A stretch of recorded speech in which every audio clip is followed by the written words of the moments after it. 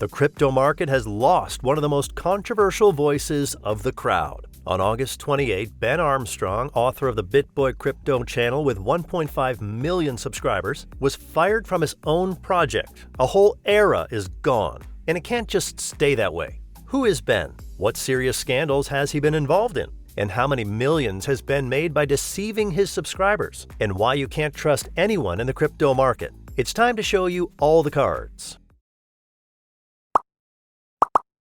Who is this Ben? Ben Armstrong is known as a crypto blogger, influencer, and former creator of the Bitboy crypto channel, one of the biggest channels about crypto. He has become the voice and role model for many new cryptons. Ben started investing in crypto back in 2012, where even then he managed to get into several scandals around ICO projects. Then, 2 years later, he lost all his bitcoins on Mt. Gox exchange. In 2018, the Bitboy crypto channel was created, where Ben became the main face and author of the project. But as it turned out later, he was just a puppet. On Monday, the official Twitter of Bitboy Crypto announced that they have fired Ben Armstrong from the company. The reason was the decision is the culmination of a lengthy effort to help Ben during his relapse into substance abuse, as well as to reconcile the emotional, physical, and financial damage he has caused to the employees of Hit Network and the Bitboy crypto community. Bitboy's Twitter and YouTube channels were also quickly cleared of Ben's face. But back to the history of the project. The Bitboy crypto channel gained popularity during the last bull market, gaining over 1 million subscribers. Then the Fed flooded the economy with money and crypto got a second wind. Everything was booming. Many of the bloggers' videos got millions of views, especially those promoting fraudulent coins or recommending buying tokens on highs. That's when the money started flowing into Ben's pocket. But what was this money and how many millions did he steal from his subscribers? Before I wrote this script, I watched dozens of Bitboy videos about Bitboy and read a lot of Twitter threads. And what I dug up is mind-blowing. I'm afraid 10 minutes isn't enough time to tell you what Ben has done and how many people he's fooled. But I'll try. Big influencers on YouTube have two ways to make money: monetizing YouTube and partnering with projects for money.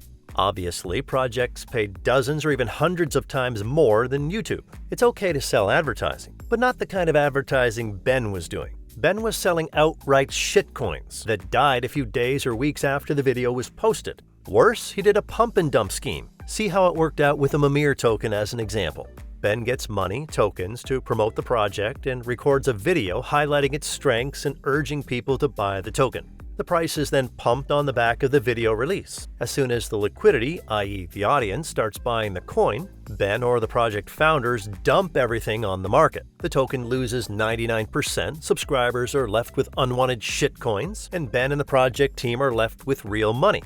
As you can see, after the video was released, Mimir dropped by 99%. Later, the project was shut down completely. A similar situation happened with Vox Finance, Economy, Curate, Cirrus. There are dozens of projects, maybe even hundreds if we take into account Twitter ads. And if you calculate how much advertising costs on Bitboy, we understand the scale of the profits. It would be more correct to say not profit, but deception of the public. For example, a review of the project is worth $35,000, and the interview a whole $40,000. We are talking about millions of dollars earned on newcomers who only yesterday came to the market, and seeing 1 million subscribers to the channel blindly began to believe the blogger. There are two good trends about most of the projects that turned out to be scams after advertising on the channel Bitboy. I'll leave the links in the description below the video. You can read them. There are all the proofs. Why then continue to watch and subscribe? Bitboy had successful videos where after his advice the token began to grow and subscribers earned money. For example, Cardano, Solana, and other coins. One successful video overlapped 5 unsuccessful ones, and people continued to believe him.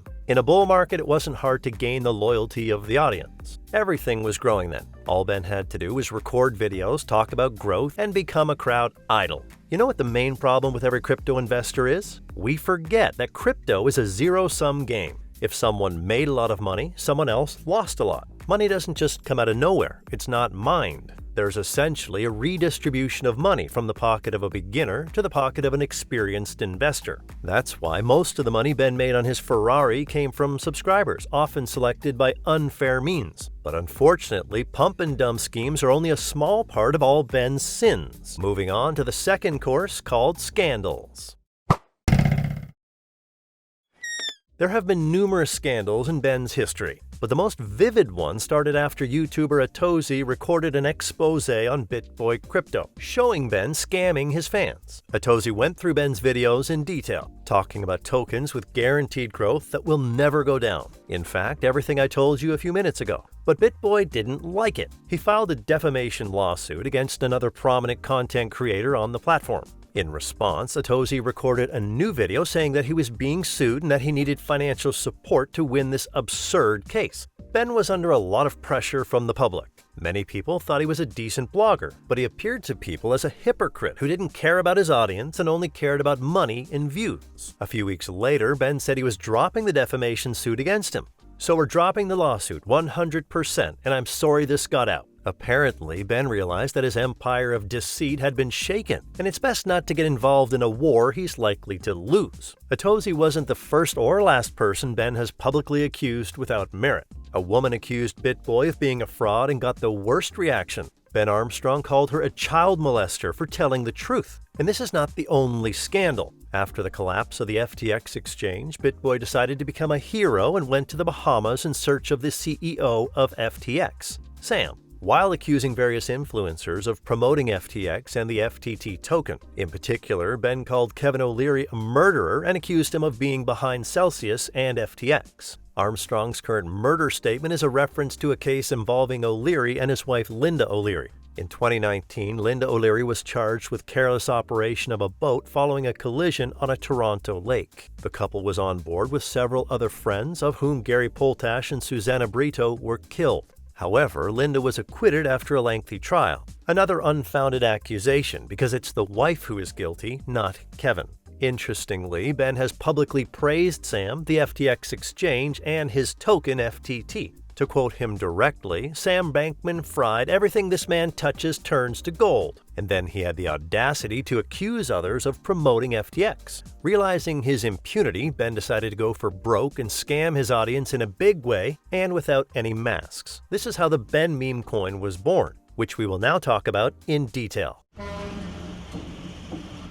Meme coin mania started in April this year after the frenzied growth of Pepe by thousands of times. A certain NFT influencer with the nickname Ben.eth created his own meme coin with the name Ben. He reportedly held a pre-sale where he collected 60 ETH, which he kept for himself and added almost nothing in liquidity. Afterwards, Bitboy announced that he had joined the Ben token team. 2 days later, Ben tweeted that the project was completely under his control, which it was. Ben became the meme coin of the largest crypto YouTube channel with hundreds of thousands of fans. What could go wrong? As it turned out, everything. First, the Ben token skyrocketed by 3,000% due to advertising on the Bitboy crypto channel on Twitter and YouTube. The rapid growth attracted new buyers to the coin because Ben Armstrong promised not to sell his share of the tokens for 6 months. But even here, he deceived his subscribers and sold all the Ben tokens. His excuses that it was part of the deal did not convince anyone. As a result, Ben is down 93% in the last 2 months. And all the time, Ben was saying what a promising project it was, that it would be in the top 50 and that its owners were holy people. Well, the latter I added myself. Even before the dump, it was known that Bitboy controls more than 22% of all Ben liquidity. He was the beneficiary of the token's growth, and that's why he sold it on highs and made $50,000. And that's how the Ben saga ended. Ben Armstrong brought hundreds of thousands of new people into crypto and made his contribution to the industry. However, most of his subscribers lost money naively following the advice of the most popular influencer. Despite everything, I wish Ben a better way to give value to people without scamming them. And to you, my friends, I wish that you always trust only yourself, because in the end, it is your money and your profit or loss. That's all for now. Thanks for watching. Your Coin Post.